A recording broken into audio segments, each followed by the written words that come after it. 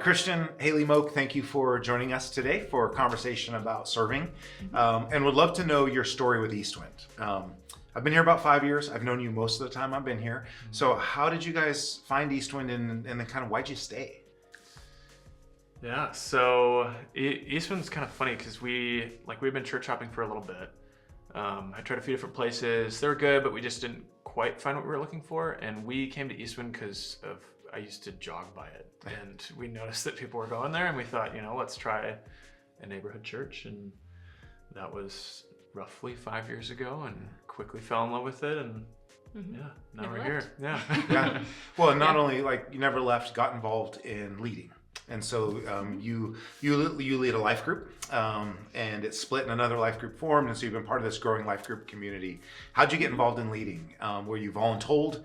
Did you feel like God was just pushing you into it? I'd love to know that. Yeah, absolutely. So we actually met and started dating when we were leading a life group in college, and moved to Portland. We're in a church and did the same. And as soon as we found a church that we really liked here and got plugged into, we're like, okay, how do we start a group or a small group? Just because kind of a way that we found that we're maybe called to or feel like we do a good job with serving is bringing people together in a small group and talking about God. Yeah. Yeah.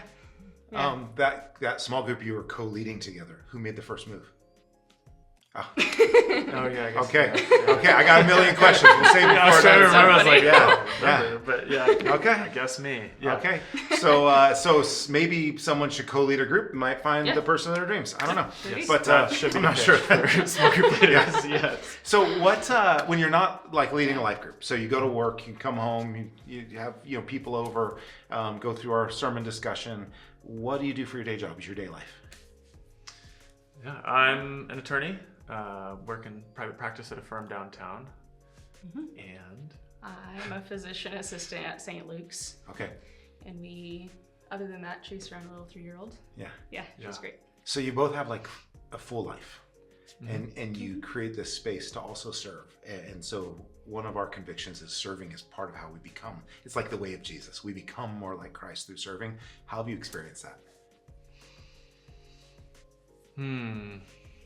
I think in thinking how Christ related to people and related to his disciples and the folks that were following him around, he would have these big gatherings where he would be preaching and there would be thousands or a large group of people. But then we see a lot of stories where Jesus was in a much smaller group of 12 or of 3 and he I think he was very intentional with that in building that kind of deeper community and connecting with people on that level. And I think we've found a lot of the same with our small group where we go to church on Sunday and we have the big gathering with everybody, but then we come together in the smaller groups for kind of building some of that depth in the relationship with each other, and then I think in that with God as well. Kind of like that Jesus model of the more intimate relationships. So just your community that you lead also becomes a place where you grow. Yeah. Do you have so this is kind of your friend community as well at this point. Do you have any highlight from the last year of service, something that happened in your group or a season of life with your group? That was just good. That's what it's about. Yeah. I feel leading a small group is a bit selfish because we get this awesome community and we just get to do life with them too. Whether it's people's highs or lows and just getting to celebrate that or help people.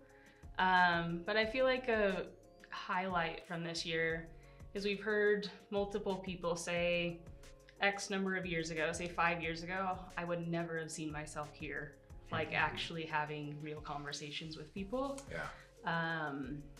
But they look forward to it every single week. So it's really cool to see just life change, and it's been really cool. That's great. Anything to add? Yeah, that's a big one. It's just people that this is their first life group experience, or they, like Haley was saying, they never imagined that they would be in a small group at all. I think that's a big one. I think the volunteer project we did this last weekend was pretty awesome. We went and volunteered as a small group with Sleep in Heavenly Peace.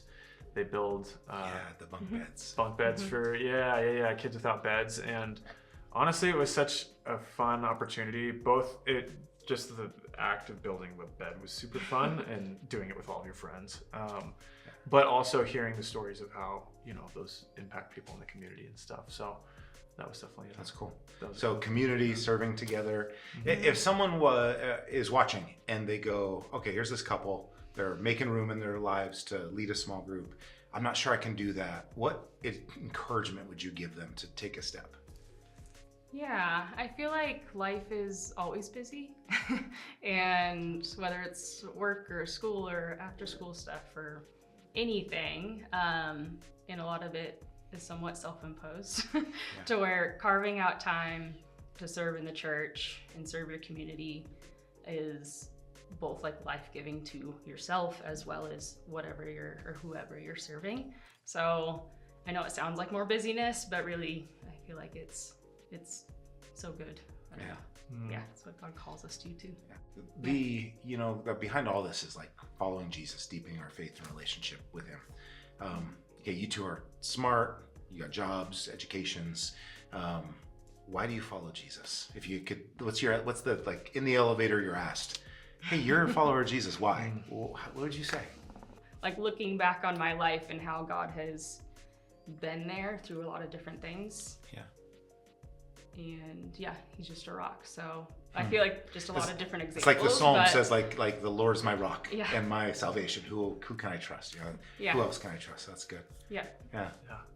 I just couldn't imagine any other way. Like I guess, in a way I sort of could, like, there's definitely been times where, throughout your walk, I think you grow closer to Jesus at various points. And then there's parts of your life where you aren't as close for whatever reason. Whether that's just, busyness and you sort of slowly drift away, or there's something that, an event that happens that can affect your relationship with God. And having walked through a few periods like that where, you get a little bit further away from God, I hate that feeling. It's never great. And the reconciliation afterwards, feels so good that you're just like, oh, why did I ever leave this? This is amazing. And so, I don't want to live without him. So, I appreciate that. And that wasn't a question you knew I was going to ask. I just like to hear answers to that question.